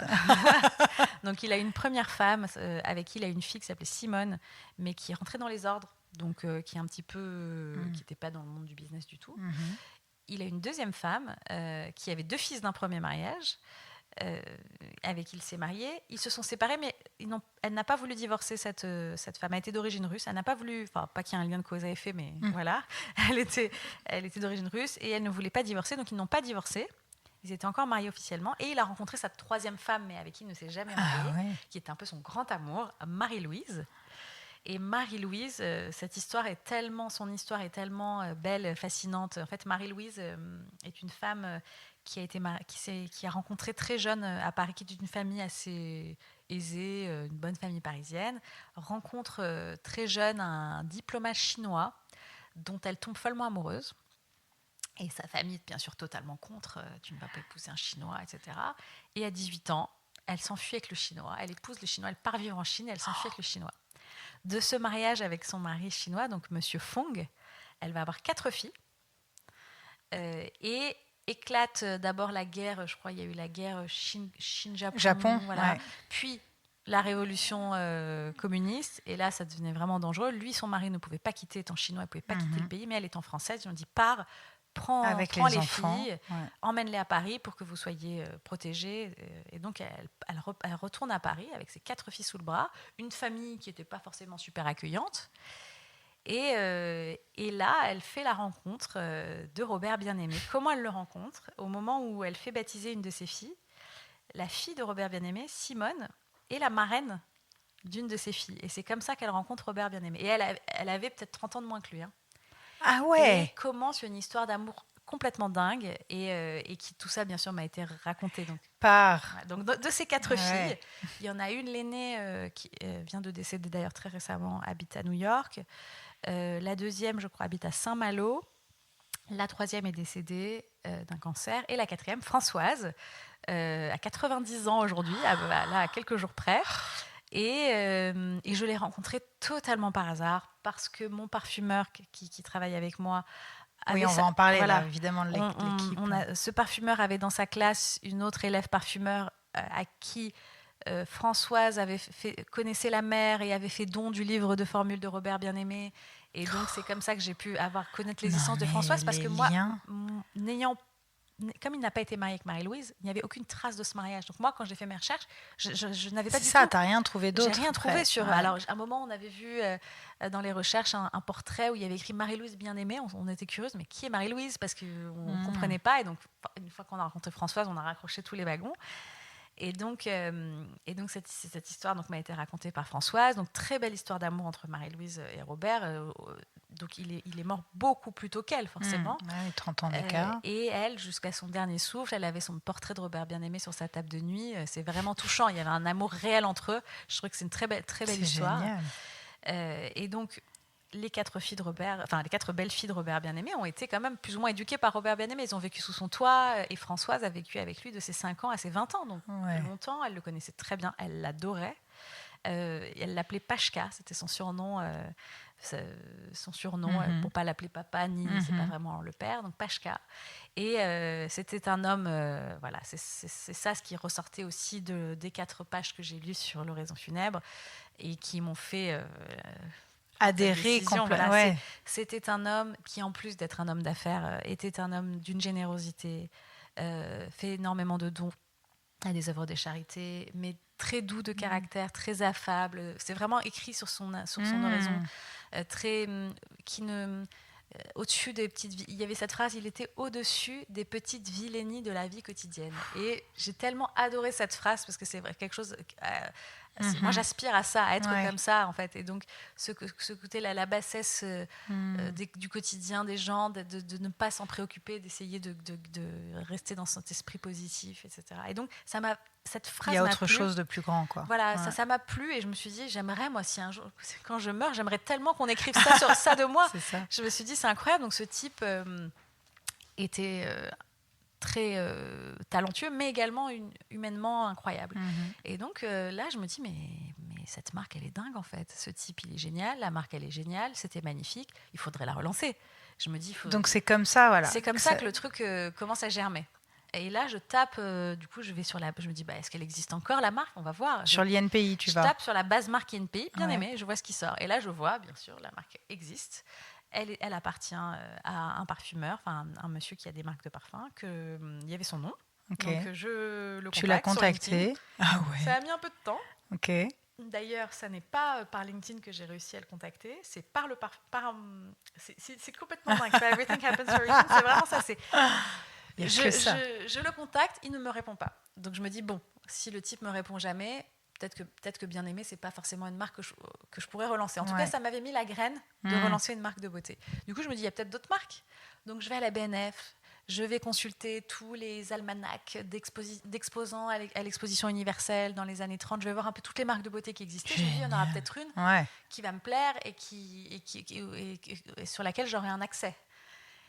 Et donc, je passe mon temps à barrer. J'avais un carnet, je barrais les marques. Ah non, celle-ci, c'est pas possible, celle-ci, c'est pas possible. Et puis, à un moment, je vois une marque qui s'appelle Violet. D'ailleurs, je salue les jeunes hommes qui ont relancé la marque Violet Parfum, parce que ce projet aussi, cette marque, le fait qu'elle existe, c'est un petit peu grâce à eux. Ah, génial. La marque Violet, je vois qu'effectivement, elle appartient à quelqu'un. Et là, il y avait le nom, et j'envoie un mail, et on me répond.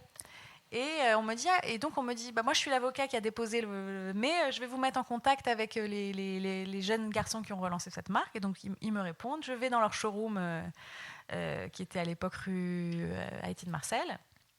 Et on parle et ils me disent, ah bah oui, lui, ce parfumeur-là, en fait nous on a un ami de notre promo de l'école de parfum qui a fait un stage chez lui.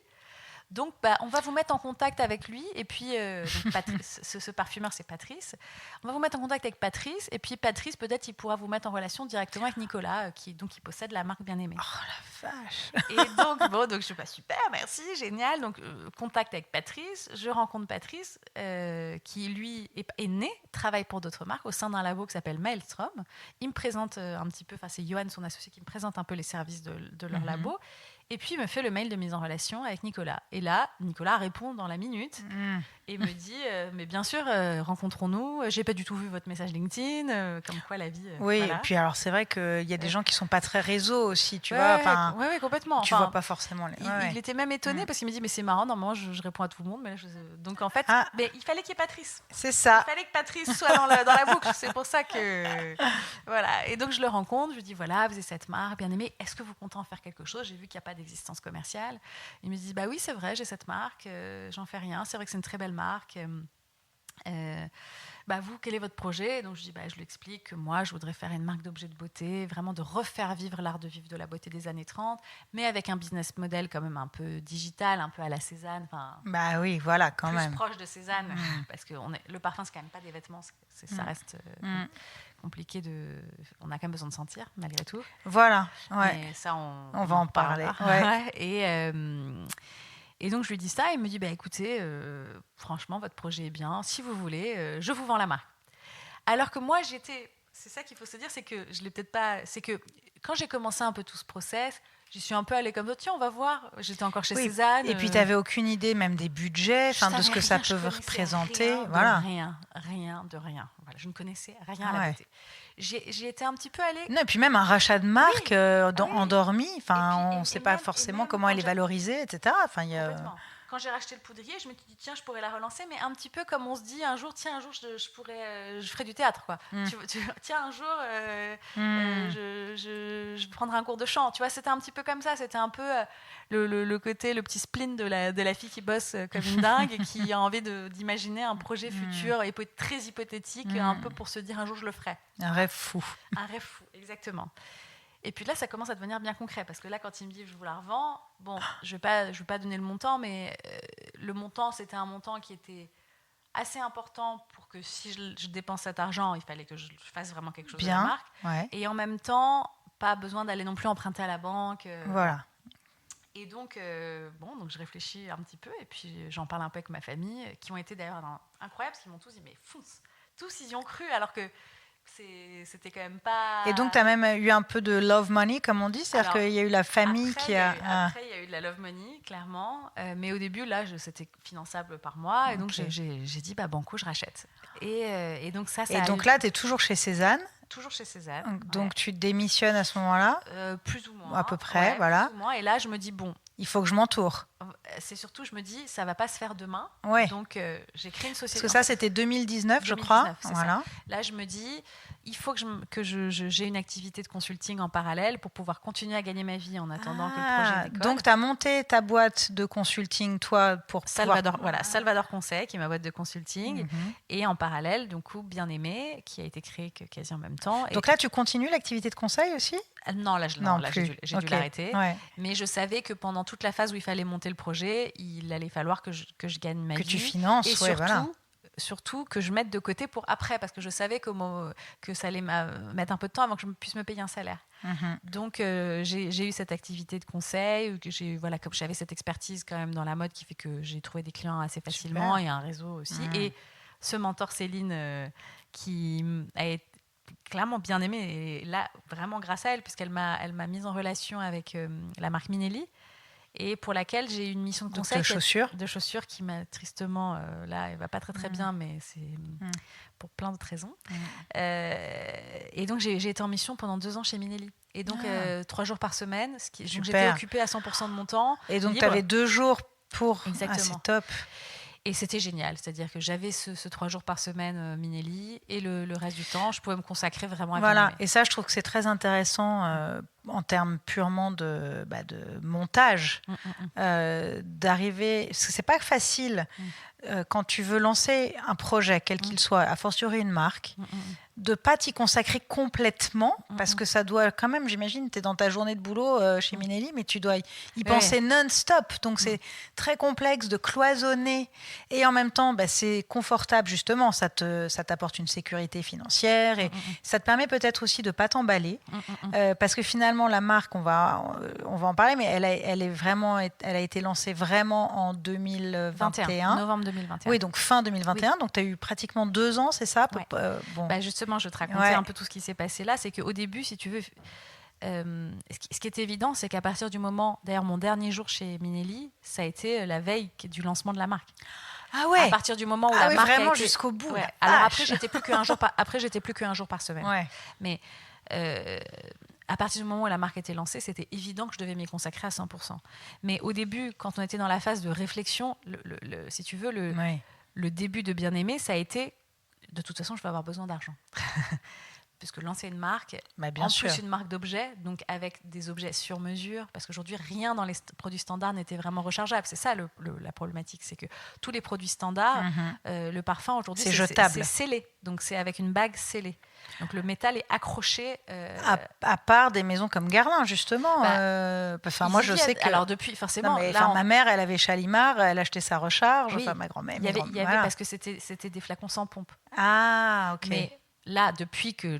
Alors, je ne dis pas que Bien Aimé a eu un impact, mais c'est évident que toutes les marques sont allées vers le rechargeable. Donc là, aujourd'hui, de toute façon, heureusement. beaucoup de marques font du rechargeable, mais je peux te dire qu'en 2019, il n'y avait quasi pas de rechargeable. Et donc, tout ça, je savais que ça allait nécessiter des investissements importants, d'argent que je n'avais pas. Donc, tout le début, ça a été vraiment de construire le projet pour pouvoir lever des fonds de la Love Money qui allaient pouvoir rendre ce projet possible. Donc là, toi, ayant fait les SEC, tu sais faire un business plan. Donc, là, c'est vraiment la consultante. C'est comment construire une démonstration. Parce que vraiment, la levée de fonds, entre guillemets, parce que je ne vais pas dire que c'est une démonstration. C'est comment tu vas convaincre des gens. Bien sûr. Et donc, je m'y suis consacrée. Et alors, il y a eu le Covid. C'est aussi ça qui a fait que ça a retardé les choses. C'est que, je me souviens, j'avais un premier rendez-vous d'investisseur qui a été calé, je sais plus le Le 16 novembre. 15 mars. Le 15 mars. Je sais plus, le jour du confinement, je crois que c'est le 16 mars. Voilà. Et c'était le dimanche d'avant. Ah ouais. Je crois que le 16, c'était un mardi, quelque chose comme ça. Et Oui, donc, c'est le ça. dimanche, il y avait le rendez-vous. Et là, bon, on s'est dit, Ouais. vu les risques. Oui, parce qu'on le savait déjà, On le ce savait fameux dimanche, je me souviens. Voilà, on savait déjà. On m'a dit, bon, on Ouais. annule le rendez-vous parce que de toute Ouais. façon, en plus, les gens avaient peur d'attraper le Covid, Mais clairement. ouais, bah ouais, donc, il y avait donc le rendez-vous a été annulé. Donc et après, ça n'a repris que. Un an, et donc, le pratiquement rendez-vous après. qui avait été annulé en mars a eu lieu en septembre. En septembre, a commencé vraiment la levée de fonds, septembre 2020, que j'ai closé le 31 décembre 2020. Et donc tu avais déterminé, toi, vraiment un objectif de un montant. Pour pouvoir monter, parce qu'en plus, moi, j'avais cette conviction que je ne voulais pas lancer juste un produit. Je ne voulais pas faire juste un parfum. Je me suis dit, quand on veut créer une marque, moi, c'était vraiment ça Il faut qu'il y ait une profondeur de gamme. Vraiment, tu sais, quand je parlais de Morgane et de sa vision du monde, une marque, c'est une vision du monde. Oui. Il faut que cette vision du monde elle soit comprise pour qu'il y ait une adhésion. Et pour qu'elle soit comprise, il faut qu'elle s'exprime de manière détaillée. Si tu as un flacon sur un site internet, même si le flacon il a des éléments un peu art déco, c'est pas suffisant pour que les gens comprennent pour créer tout l'univers. Donc moi j'avais cette conviction qu'il fallait que dès le lancement j'ai une gamme de produits large. Et tu voulais la boutique en physique rue Saint-Roch, 30 rue Saint-Roch, elle a été ouverte très vite aussi. Un an après. Donc et quand ça, même je te raconterai aussi l'histoire de la boutique. Oui, aussi, oui, c'est it happens for a reason encore. Ok. Donc toi, dans le business plan, dès le départ, c'est de toute façon plutôt du digital, donc le e-shop et des revendeurs, du wholesale, voilà. Exactement. Et donc je savais plus ou moins le montant dont j'allais avoir besoin. Et donc voilà. 31 décembre, je close. 1er janvier, j'ai l'argent sur le compte. Et moi, j'avais promis aux investisseurs naïvement que ce serait sorti à Noël 2021, donc moins d'un an plus tard. Parce que là, à ce moment-là, tu avais déjà la direction olfactive Je savais déjà qu'elle naît. J'avais déjà identifié que j'allais travailler avec Patrice. Parce que Patrice, ayant été, si tu veux, un élément clé du fait que ce projet ait vu le jour, je me suis dit c'était naturel. Ça faisait sens. C'était donc Patrice, pour parler du labo de parfumeur, donc qui s'appelle Maelstrom, il a été à l'époque composé de 2 parfumeurs et d'un commercial. Johan est commercial, mais était un historien du parfum. D'ailleurs, aujourd'hui, il a quitté et il se dédie totalement à son job d'historien du parfum. Une connaissance encyclopédique. Il est hyper jeune. Il connaît toutes les odeurs. C'est vraiment dingue. Magique. J'adore l'entendre parler d'ailleurs des parfums. Donc, Johan et les 2 parfumeurs, Patrice et Marie. Okay. Et donc, par fidélité, un peu, je me suis dit, j'avais adoré leur vision, ils adoraient les marques anciennes. Patrice, en plus, était un vrai connaisseur de l'iris. Il avait composé l'iris de Jacques Fath. Il avait gagné le concours de parfumeur et recomposé l'iris gris de Jacques Fath. Et moi, clairement, je voulais des parfums poudrés, donc je savais qu'il avait quand même une vraie connaissance sur ça et cette sensibilité.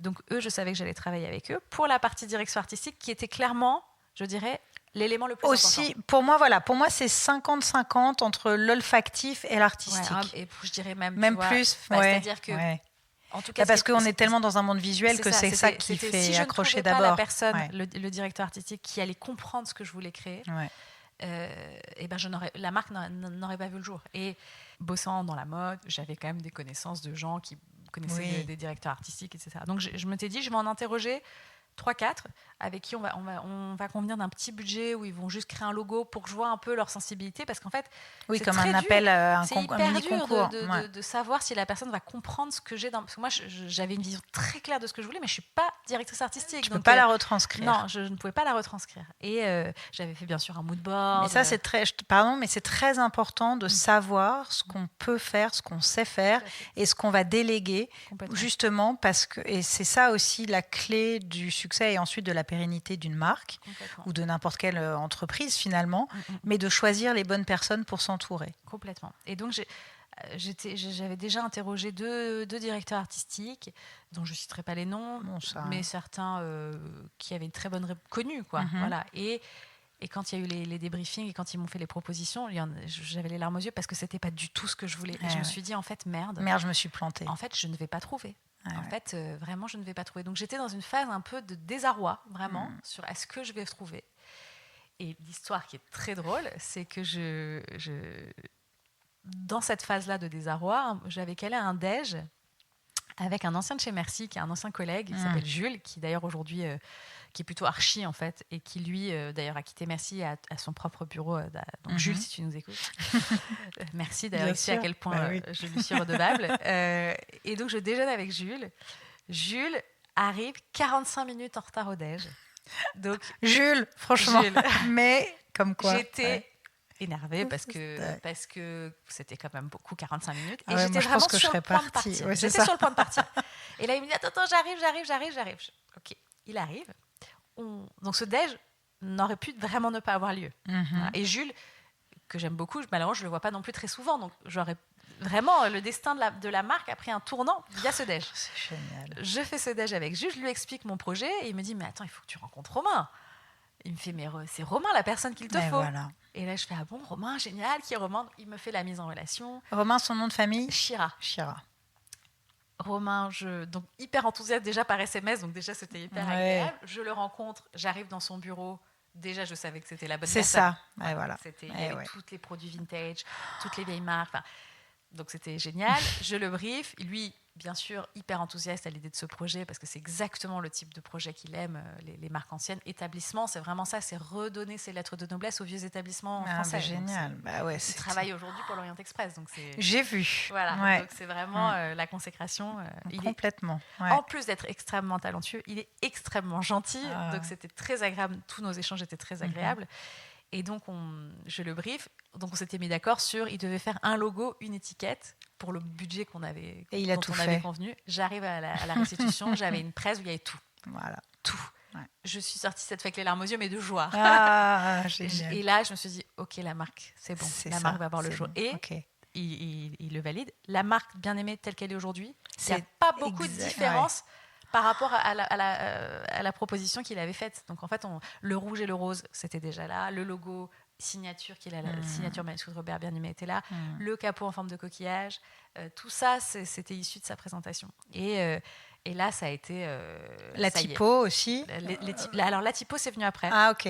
La typo, c'est venu après, justement, parce que dans les étiquettes de parfum, moi, j'avais de l'exemple diptyque à quel point l'étiquette est importante.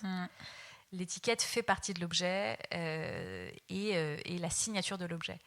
Et donc, je voulais une étiquette qui soit impactante. Et quand on mettait les noms des parfums avec des typos orientés art déco, parce que c'était quand même ça l'univers de la marque, le problème des typos art déco, c'est qu'elles sont hyper galvaudées. Oui, et parfois pas très lisibles, selon lesquelles... Enfin, voilà. Bah, soit pas lisibles, soit très galvaudées. On les a vues partout dans les trucs touristiques, parce que l'art déco, malgré tout, ça reste quand même...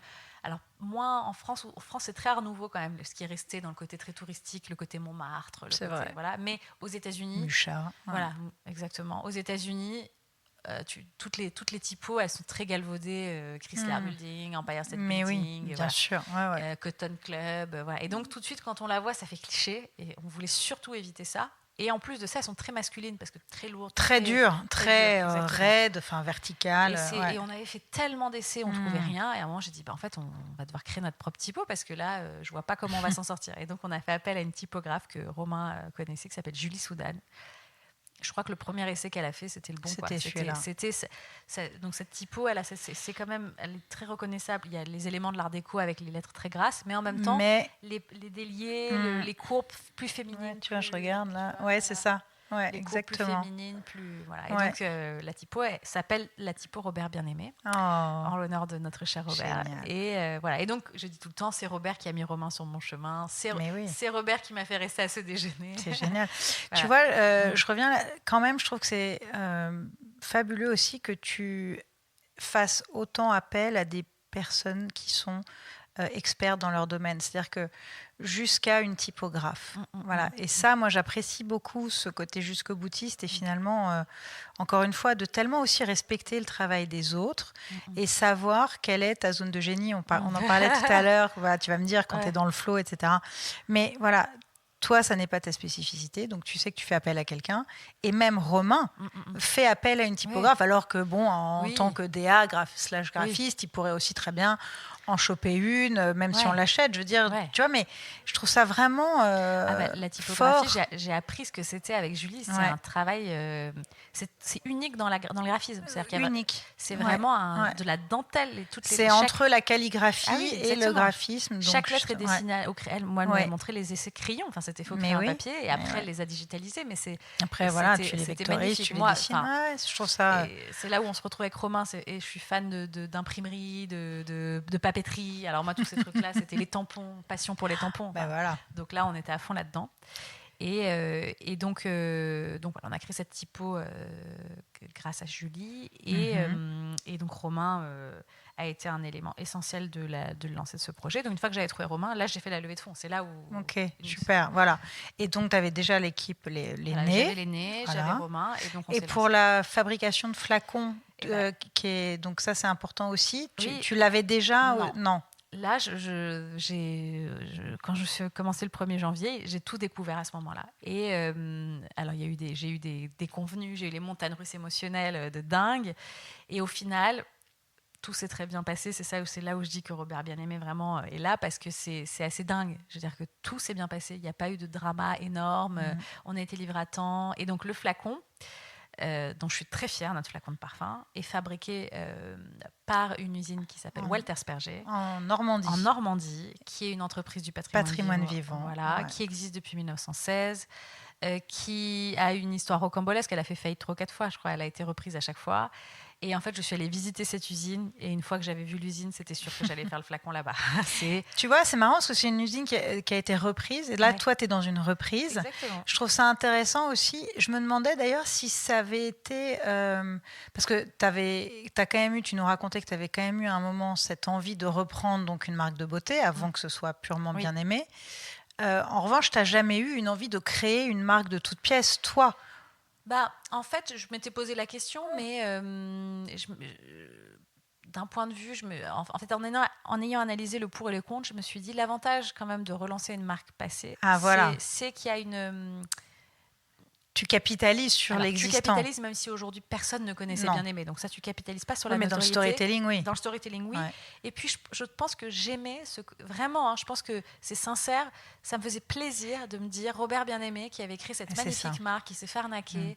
La marque était belle. C'est une revanche, en fait. Elle aurait pu continuer d'exister. Et ça me faisait plaisir de me dire on va continuer cette histoire plutôt que de remettre un truc neuf. Franchement, des marques... Mais tu vois, c'est pour ça que je te pose cette question, parce que je sentais qu'il y avait un peu des deux, qu'il y avait évidemment le côté presque stratégique, comme on le disait, mais on sent qu'il y a du cœur très très fort derrière. Oui, et Robert Bien-Aimé est une personne, je ne le redis pas assez souvent, je sais, il est très avec toi, en pour fait. moi. Ouais, très importante pour moi. En plus de ça, je suis en contact donc avec la famille. Mais oui. Françoise adorait son beau-père et m'en a parlé. Enfin, c'est comme si je le connaissais. Tu fais partie de la famille aujourd'hui, d'une certaine façon. Tu vois, c'est ça. Que mais oui. De la famille spirituelle, peut-être. Mais c'est ça. Mais en tout cas, je me sens une énorme dette envers Robert Bien-Aimé. Parce que c'est son travail, c'est son nom, c'est lui qui a créé cette marque. Moi, je ne suis qu'une passeuse quelque part. Et donc, je dois m'assurer qu'il aurait été fier de ce qu'on fait aujourd'hui. Je ne peux pas faire n'importe quoi avec son nom. C'est quand même son nom. Enfin, je trouve que d'ailleurs, aujourd'hui, on a tendance à oublier ça. C'est le nom d'une personne, son identité, qui je suis moi pour reprendre le nom de quelqu'un. Enfin, c'est toute l'œuvre de sa vie. Et puis ensuite pour faire des éventuels choix. Voilà. Je garde ça, ou pas. Enfin voilà. Et comment est-ce que je peux. Je me dis, si moi un jour on va tous s'éteindre, mon nom ça représente mon œuvre de vie. Enfin, c'est associé à moi, ma vie, mon œuvre. Je ne voudrais pas. C'est hyper arrogant de reprendre de quelque part, de se dire moi je vais aller, quelqu'un qui est mort il y a je sais pas combien de temps, je vais aller prendre son œuvre et en faire quelque chose d'autre, peut-être qu'il n'est pas d'accord. C'est encore aujourd'hui, je me sens toujours un peu imposteur, c'est-à-dire que j'ai toujours ce truc de me dire en vrai je suis contente parce que Françoise est ravie du projet, mais je me dis peut-être qu'il est là-haut et qu'il se regarde et qu'il se dit mais qu'est-ce qu'elle fait là, c'est quoi ce rose là? Non, justement, je pense que comme tu le dis si bien, tous les signes il y a quand même beaucoup de signes, sont tellement éloquents. Je me dis quand même que c'est une responsabilité, en tout cas que je ne prends pas du tout à la légère. Bien sûr. Et donc tout s'est très bien passé pour le développement. On a lancé en novembre 2021 et voilà, tout de suite, ce qui a été super, on a pu être vendu au bon marché. Donc bien sûr, il y a eu le petit coup de pouce de Cézanne Morgane, aussi. qui est une amie, voilà, qui a Donc c'est vendu et dans un appartement Cézanne, dans une boutique Cézanne oui. et en ligne. Non, Alors c'est au lancement, on oui, a, c'est on ça. a été tout de suite vendu chez Cézanne. Ouais. Ça permettait d'avoir un point de vente physique pour que les gens puissent sentir les parfums, C'est ça. plus de pouvoir profiter aussi de la notoriété de Cézanne. Et après, quelques mois après, on a fait un pop-up au Bon Marché qui a vraiment permis de. Et c'est là où j'ai contacté Cécilia et Marlène de chez Albert, Jean et Pedro pour vraiment faire un vrai lancement. Alors pourquoi tiens, je poserai d'autres questions après.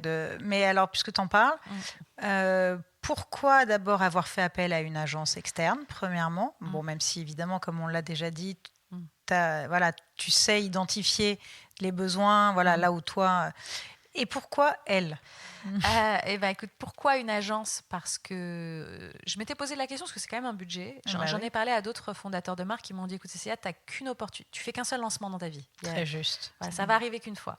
Donc ce lancement, il faut l'événementialiser, il faut qu'on en parle dans la presse, même si on sait que malheureusement la presse aujourd'hui ça diminue et que maintenant avec l'influence Instagram, etc. C'est vraiment. En fait, ça a évolué. D'ailleurs, elles ont fait vraiment le virage. Elles parlent d'ailleurs de relations presse et communication et influence. Oui, aujourd'hui c'est indispensable de mêler les deux. Donc je savais que je devais faire appel à une agence. J'en ai rencontré plusieurs. J'ai même rencontré Lucien Pagès. Ah ouais, le pape, je crois on peut le dire. Qui, je dois dire, a été extrêmement élégant. Il m'a reçu, il a écouté mon projet. Il représente Diptyque notamment. Oui. Mais en tout cas, il m'a reçu, alors que j'étais nobody, clairement. Ouais.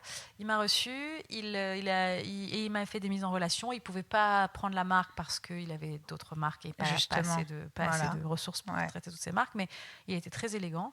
Et puis, donc, il a fallu trouver une agence. J'en ai rencontré plusieurs. Et en fait, j'ai beaucoup accroché avec Cécilia. Déjà, Cécilia. Vous portez le même prénom quand même. Et alors, ce qui est drôle, c'est qu'Albert, Jean et Pedro était l'agence de presse de Minelli.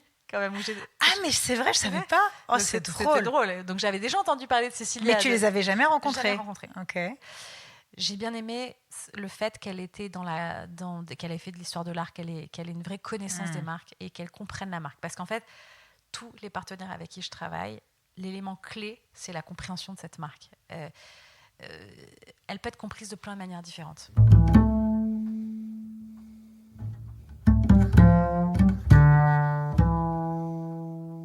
Alors voilà, d'habitude, je prévois toujours à peu près le même créneau pour interviewer mes invités. Et d'habitude, ça suffit. Mais là, Cécilia est tellement riche dans tout ce qu'elle peut partager comme histoire. J'étais tellement captivée par l'histoire, justement, de Bien-Aimé, même par son parcours, comme on l'a vu vraiment en détail dans cette première partie, et bien qu'on a décidé d'arrêter l'enregistrement et de continuer un autre jour, quelques jours après. Et c'est ce que vous allez découvrir, en tout cas je l'espère, dans la deuxième partie, c'est-à-dire le prochain épisode du podcast, juste en suivant. Et on a repris, évidemment, là où on l'avait laissé, c'est-à-dire à la compréhension de la marque. Bonne écoute!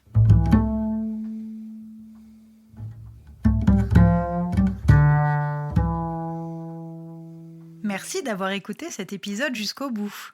Si vous avez envie de prolonger la discussion, n'hésitez pas à me contacter par email lbm@lilybonnet.com, sur LinkedIn ou sur Instagram. Et si, comme moi, vous trouvez que ce podcast mérite d'être encore plus écouté, alors pensez à le partager sur les réseaux ou à l'envoyer aux personnes qu'il pourrait intéresser. Et aussi, abonnez-vous, écrivez des commentaires, spread the love, mettez des étoiles sur votre plateforme d'écoute préférée. J'en profite pour remercier Philippe Drevet pour la composition de la musique originale de ce podcast et pour la réalisation de chaque épisode. On se retrouve le 15 du mois prochain et d'ici là, n'oubliez pas que everything happens for a reason.